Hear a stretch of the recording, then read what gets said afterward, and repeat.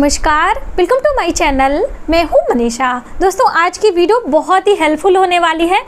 आज हम बात करने वाले हैं कि रक्षाबंधन की थाली में हमें क्या क्या चीज़ें ज़रूर रखनी हैं। जैसे कि रक्षाबंधन का पर्व श्रावण मास की पूर्णिमा तिथि पर मनाया जाता है और मैंने आपको अलग अलग स्पेशली वीडियो दी है कि भाई अपने बहनों को क्या शगुन दें। लाइव चैट में मैंने आपको बताया है, रविवार वाले लाइव चैट में, और बहन अपने भाई को क्या उपहार दें। जैसे कि आपने सुना है कि भाई लोग अपनी बहनों को देते हैं उपहार, लेकिन बहनें भी शगुन के लिए अपने भाइयों की दीर्घ आयु के लिए क्या कुछ ज़रूर दें। श्रावण मास की पूर्णिमा तिथि पर यदि सभी बहनें अपने भाइयों को ये चीज़ें उपहार में देती हैं तो पूरे वर्ष उनके घर में अन्न धन की कभी कमी नहीं होती है। अपने भाइयों की समृद्धि के लिए, उनकी दीर्घ आयु के लिए ये चीज़ें आप देना ना भूलें। और बहनों को भी अपने भाइयों से ये चीज़ें ज़रूर लेनी है, मांग कर ले लीजिए। अगर भाई भूल जाते हैं तो क्या क्या चीज़ें हैं सभी हम डिटेल में जानते हैं। और राखी बांधने का शुभ समय क्या है, जैसे कि बहुत सारे लोगों को कन्फ्यूजन है कि 11 अगस्त को रक्षाबंधन का पर्व हमें मनाना है या फिर 12 अगस्त को। तो देखिए, मैं आपको पूर्णिमा तिथि की शुरुआत कब हो रही है और पूर्णिमा तिथि की समाप्ति कब होगी, भद्रा काल कब लग रहा है, ये सभी डिटेल में जानकारी मैं आपको स्क्रीन पर भी दे दूंगी और बोल के भी बताऊंगी, जिससे आप स्वयं इसका चुनाव कर सकें कि हमें रक्षाबंधन कब बांधना है। देखिए, शुभ मुहूर्त में, शुभ समय में रक्षाबंधन हमें यानी कि राखी अपने भाइयों की कलाई में बांधना चाहिए।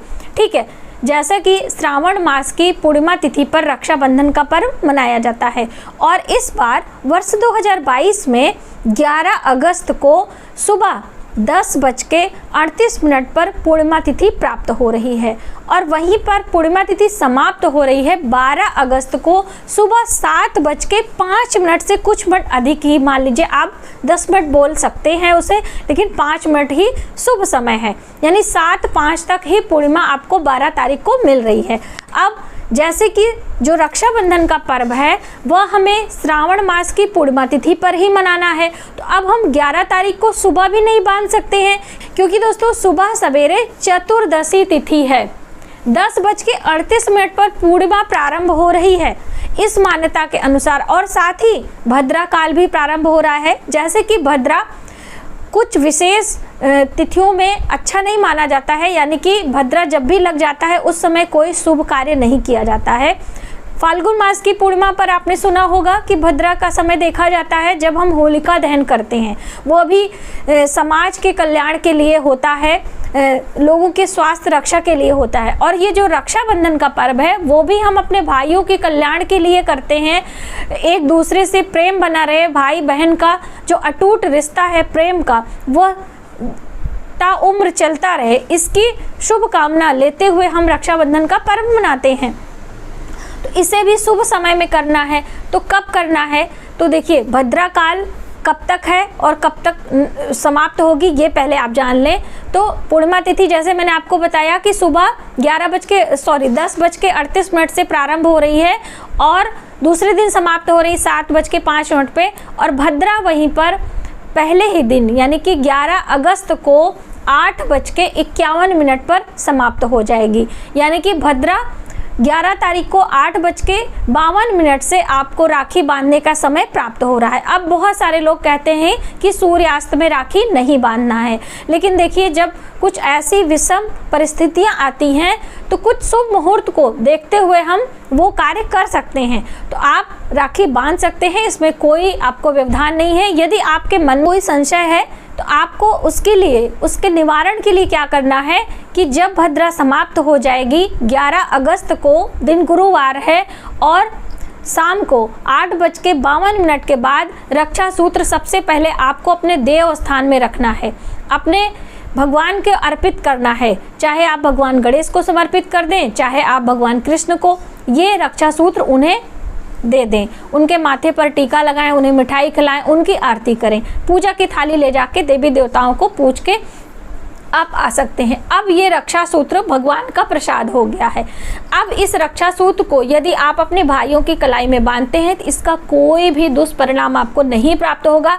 ये शुभता से भरा हुआ होता है। जब हम ईश्वर को किसी भी कार्य में आगे करके काम करते हैं तो सबसे पहले ईश्वर होते हैं, तब उनके साथ हम कोई काम करेंगे तो हमें उसका दुष्परिणाम नहीं भुगतना पड़ेगा। श्री कृष्ण ने गीता में अर्जुन को यही समझाया था कि आप अपने कर्म को करें, और जब आप कोई भी काम ईश्वर को आगे रख के करते हैं तो उसमें आपको सफलता मिलनी ही मिलनी है। तो अर्जुन के साथ भगवान कृष्ण थे, तो उनके साथी बने हुए थे, इसलिए उन्हें आगे करके उनका कार्य हुआ और उन्हें सफलता मिली। तो आप भद्रा के बाद राखी बांध सकते हैं। यदि आपके मन में अभी भी संशय है, आपका मन नहीं भर रहा, आपकी आत्मा गवाही नहीं दे रही है, तो ऐसे में आप 12 तारीख को सुबह 7:05 से पहले रक्षा सूत्र बांध ले। उसमें कोई संशय नहीं है, पूर्णिमा तिथि भी है, सूर्योदय भी है, सब कुछ है, तो आप उसमें भी बांध सकते हैं। लेकिन 7:10 के बाद आप राखी नहीं बांध सकते, क्योंकि प्रतिपदा तिथि प्रारंभ हो जाएगी। ठीक है, तो ऐसा मेरा मानना है और ऐसे हमारे गुरुजनों का भी मानना है। तो मैंने ये चीज़ें आपके साथ पहले ही क्लियर करनी चाहिए हैं। ठीक है, अब आइए जानते हैं कि हमें अपने रक्षाबंधन की थाली में क्या क्या चीज़ें रखनी है। तो मैं आपको जूम करके दिखाती हूँ एक एक चीज़ें। ये हमारी रक्षाबंधन की थाली है। तो सबसे पहले तो आपको एक पात्र में जल लेना है, जिस जल से हम छिड़काव वगैरह करेंगे। दूसरा सबसे महत्वपूर्ण है, आपको दूर्वा घास लेनी है। ये दूर्वा घास है, सुबह से मैंने थाली रखी है, लाइव चैट में भी मैंने आपको बताया था। तो ये थोड़ी सी ड्राई हो चुकी है, तो आप डोंट माइंड, लेकिन दूर्वा चाहे सूखी हो चाहे हरी हो, दोनों का प्रभाव एक ही होता है, जैसे कुश घास का होता है। आपको कुश घास मिले तो आप वो भी ले सकते हैं। तो इस दूर्वा को आपको लेना है और इससे अपने भाइयों के ऊपर जल का छिड़काव करना है। ठीक है, शुद्ध जल आपका होना चाहिए। उसके बाद आपको, गुरुवार का दिन है, तो आपको हल्दी का चंदन उनके मस्तक पर ज़रूर लगाना है। यदि केसर और हल्दी का घोल लगा लें तो अति उत्तम है। तो इस तरह से आप भाइयों को चंदन ले लें। ये मैंने पूजा वाला ही रख लिया है, आप देख सकते हैं। और चंदन के बाद चावल लगाना ना भूलें। थोड़े से अक्षय पुण्य की प्राप्ति के लिए उनके मस्तक पर हम चंदन लगाते हैं। उसके बाद आप दीप जला लें। ये जो दीप है आप देख सकते हैं, मैंने यहाँ पे थोड़ा सा 5 मिनट के लिए जलाना है, तो बहुत ज़्यादा घी हमने नहीं लिया है, क्योंकि दीपक को हमें बुझाना भी नहीं चाहिए। तो थोड़े से घी डाल लें, थोड़ी देर के लिए वो प्रज्वलित रहेगा। दीप जलाने के बाद ही राखी बांधने का प्रोसेस आपको शुरू करना है। ठीक है, अब भाइयों की नज़र उतारने के लिए भी मैं बात आपको बताऊंगी, क्योंकि ये देखिए मेरी थाली में आपको काली सरसों भी दिखेगी। ठीक है, तो काली सरसों से हम भाइयों का नज़र उतारेंगे, जिससे कोई भी दुष्परिणाम उन्हें ना प्राप्त हो। और शुभता के लिए मिठाई भी मैं दिखा दूँ, मिठाई भी मैंने रखा है, ऐसी बात नहीं है। ये यहाँ पे नीचे रख दी है ना मैंने, तो ये है मिठाई जो मेरे घर में थी, वही मैंने ले ली, अभी मंगाई नहीं है। और पता है मैंने अपने भाई को राखी पोस्ट करी है, क्योंकि मेरे दोनों भाई बाहर रहते हुए हैं, तो इसलिए मैंने पहले से पोस्ट कर दी है और उन्हें टाइमिंग बता दिया है।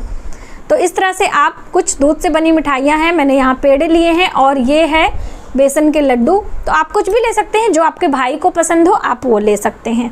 ठीक है, और 1 गिलास पानी आप लेना ना भूलें, क्योंकि ये भाइयों को हम पिलाएंगे। मिठाई खिलाने के बाद आप पानी भी पिलाएंगे ना, तो ये पूजा का पात्र तो हम इस्तेमाल नहीं कर सकते हैं, इसलिए अलग से मैंने लिया है। अब मेन बात आती है कि भाइयों को क्या देना है और बहनों को क्या देना है।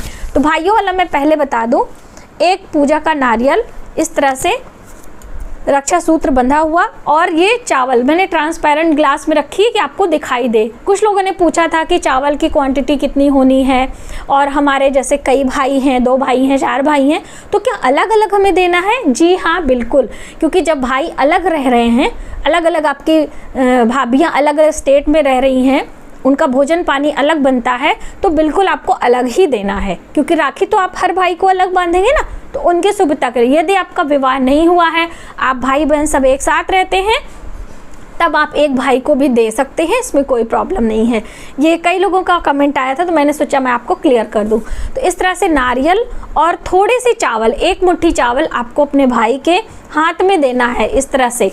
ठीक है, तो इससे उनके जीवन में शुभता आती है और घर में धन धान्य की कभी कमी नहीं होती है, क्योंकि जो हम बहनें होती हैं ना, अपने घर की लक्ष्मी होती हैं, और लक्ष्मियाँ कुछ भी देती हैं तो वो बहुत ही अमूल्य हो जाता है। तो इसलिए हर बहन को अपने भाई को ये देना है और आपको अपने ससुराल से लेके जाना है, ठीक है। जैसे आप राखी लेके जाते हो मिठाई, वैसे ये भी लेके जाना है। अब बात आती है कि बहनों को भी जो शगुन देना है, जो आप दक्षिणा दे रहे हैं वो एक अलग बात है। आप साड़ी कपड़े लेकर आए हैं वो अलग बात है, लेकिन आपको श्रावण मास की पूर्णिमा पर ये शगुन है सौंफ।